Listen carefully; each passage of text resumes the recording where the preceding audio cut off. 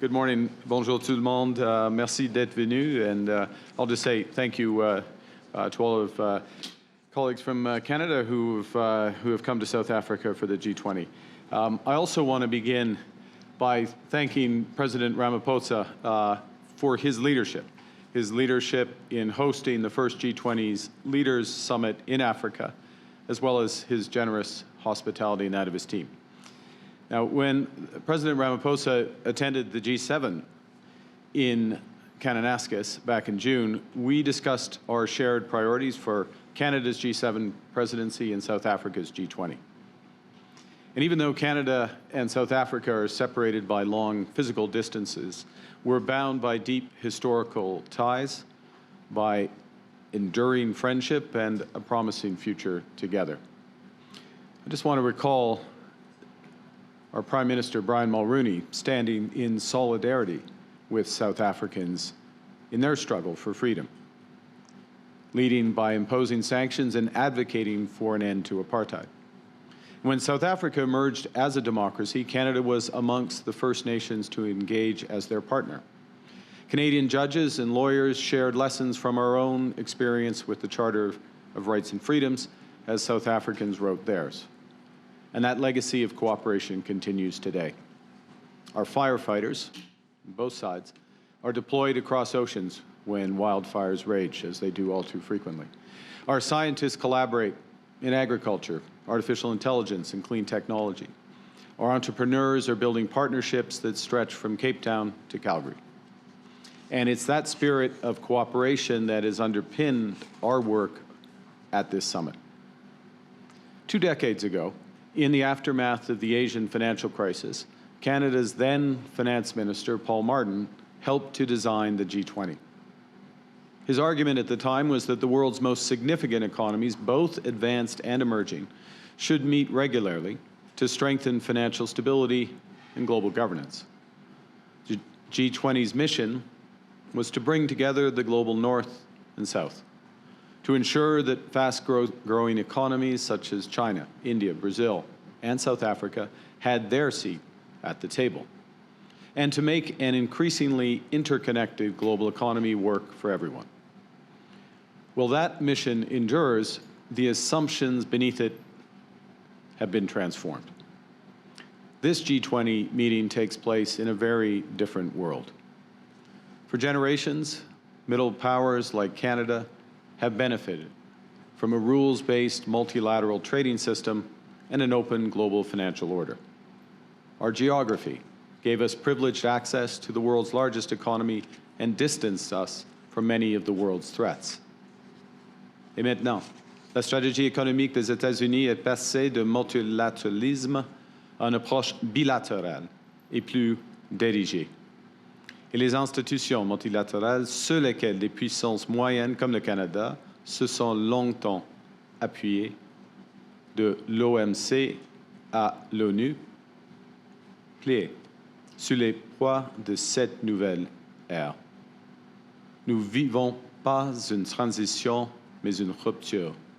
Et dans chaque rupture réside la responsabilité de bâtir un nouveau départ. Nous savons que la nostalgie n'est pas une stratégie. Nous ne pouvons pas reconstruire le monde d'hier, nous bâtissons quelque chose de meilleur. This year's G20 summit brought together nations representing 3/4 of the world's population, 2/3 of global GDP, and 3/4 of the world's trade. And that's without the United States formally attending. It's a reminder that the center of gravity in the global economy is shifting. The last century was defined by concentration of capital, production, and power. The next one will be defined by diffusion of technology, of energy, and influence, by the rise of the Global South and new roles for middle powers like Canada, to multilateral arrangements that work for all.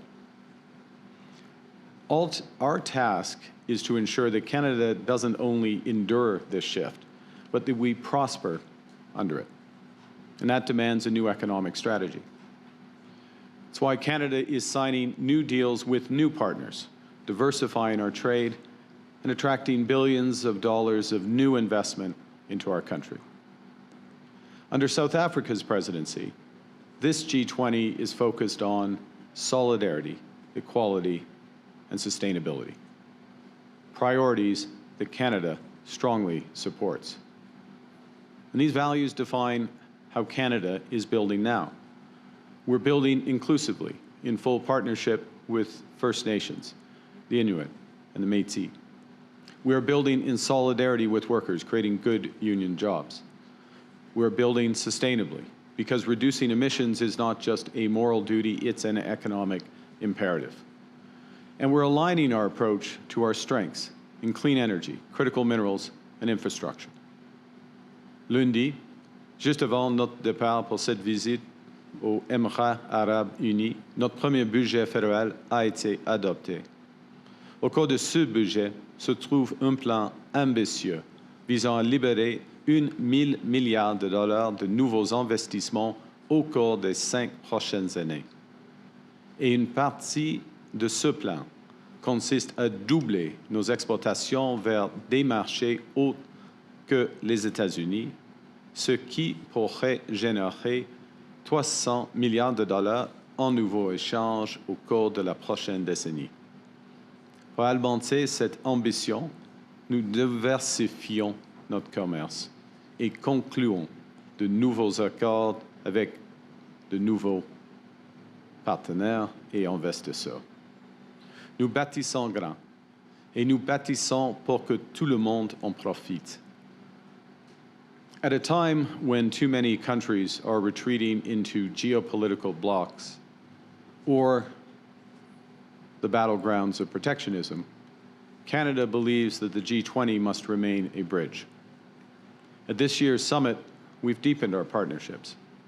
Well, in South Africa, we've announced the opening of FinDev Canada's new office in Cape Town.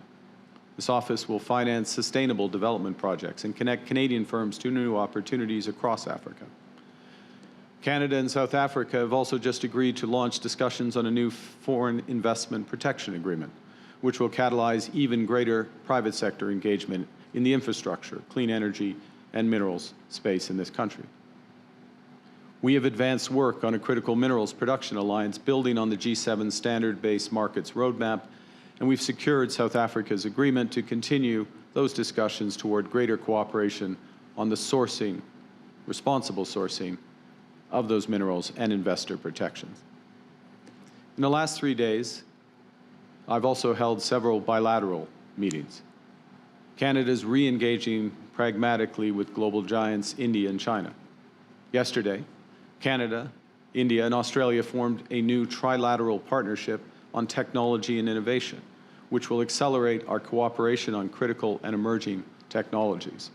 A partnership that will draw on our strengths and focus on clean energy, critical minerals, and artificial intelligence to unlock more opportunities for Canadian workers and businesses.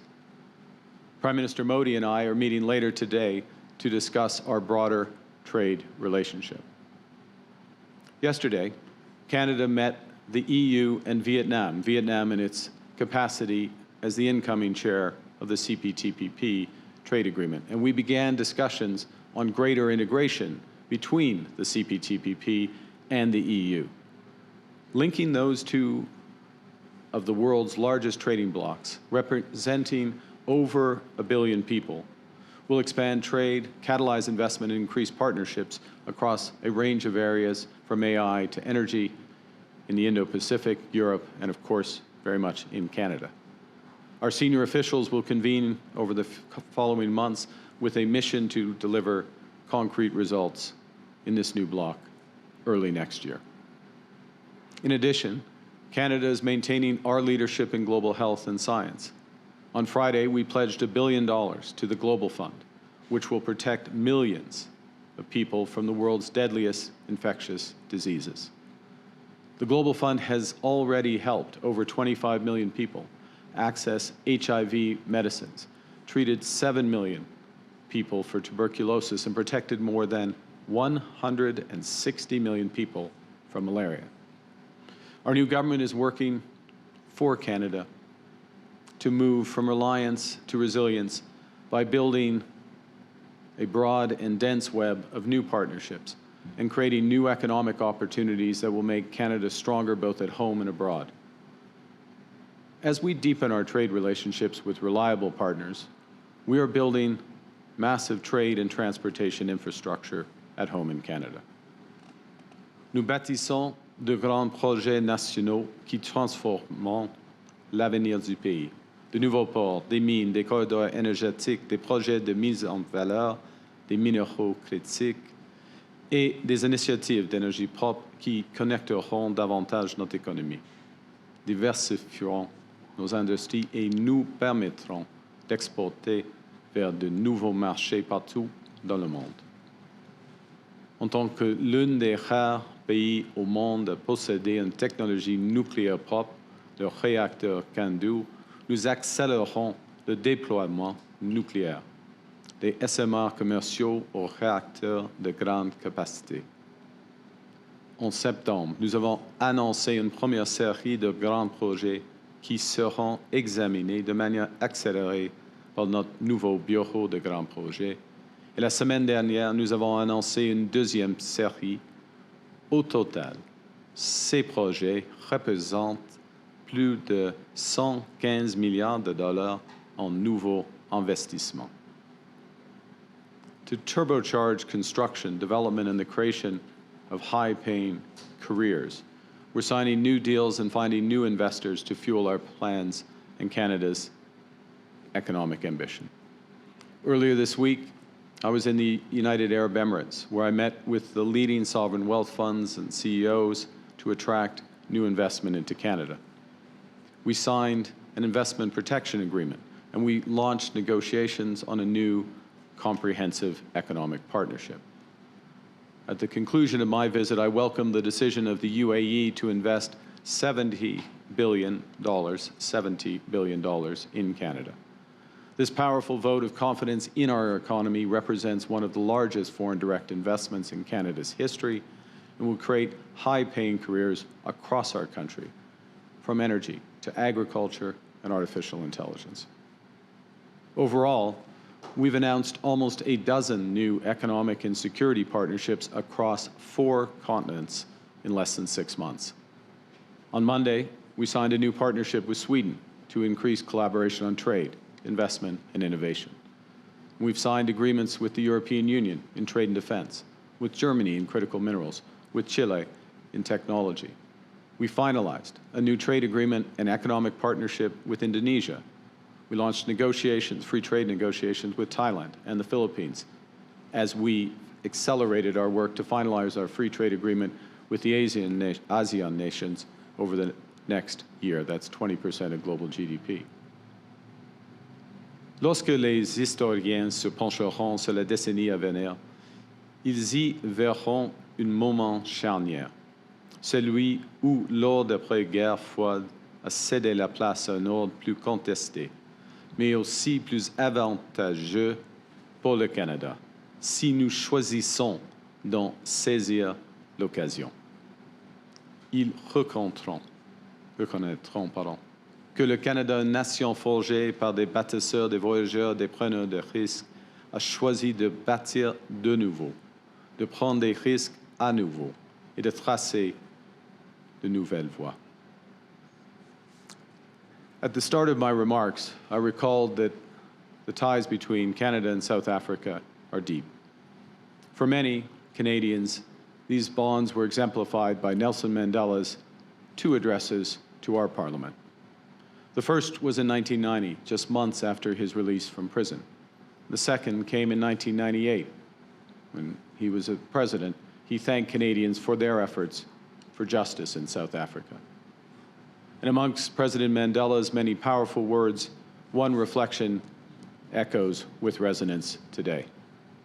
He said, "We know that our destiny lies in our own hands, yet we also know that we cannot bring about our renaissance solely by our own efforts, since the problems we face are rooted in conditions beyond the power of any one nation to determine." His words spoke to a moment of rebirth in South Africa, and today they can guide how we lead the way forward from this moment of rupture. The world's changing. The global economy is being rewired. Canada isn't retreating. In the face of change, Canada's new government is making generational investments at home and building deeper partnerships abroad. Dans cette nouvelle ère, le leadership du Canada sera défini non seulement par la force de nos valeurs, mais aussi par la valeur de notre force.